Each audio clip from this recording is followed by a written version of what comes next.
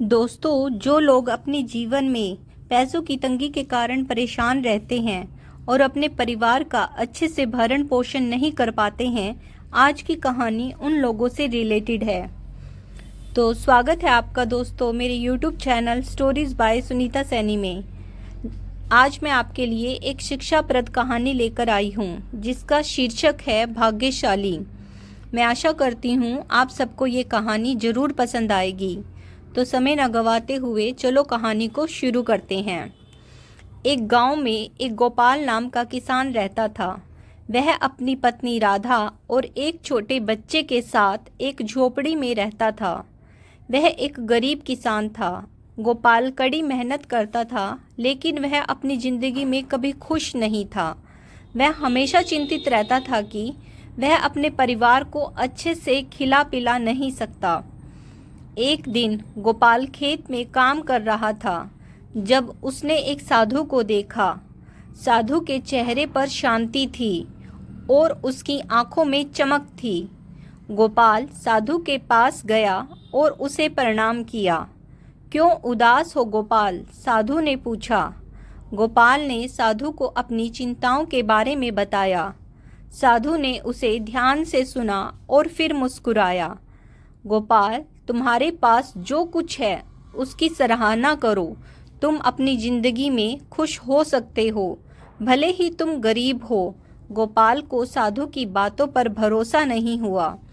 उसने सोचा कि यह सब बकवास है, लेकिन साधु ने गोपाल को एक जादू की छड़ी दी और कहा, इस छड़ी को अपनी झोपड़ी में रखो। जब भी तुम दुखी हो तो इसे छुओ। यह तुम्हें याद दिलाएगी कि तुम कितने भाग्यशाली हो। गोपाल जादू की छड़ी को लिया और उसे घर ले गया। वह इसे अपनी झोपड़ी में रख दिया और इसके बारे में भूल गया। एक दिन गोपाल की फसल बर्बाद हो गई। वह निराश हुआ और सोचने लगा कि वह अपने परिवार को कैसे खिलाएगा।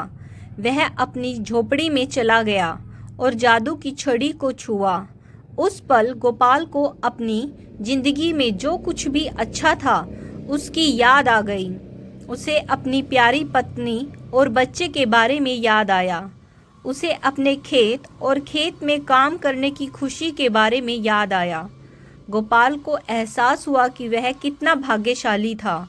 उसके पास एक प्यारा सा परिवार था और वह स्वस्थ था। उसके पास खाने के लिए पर्याप्त भोजन था और एक छत नीचे रहने के लिए।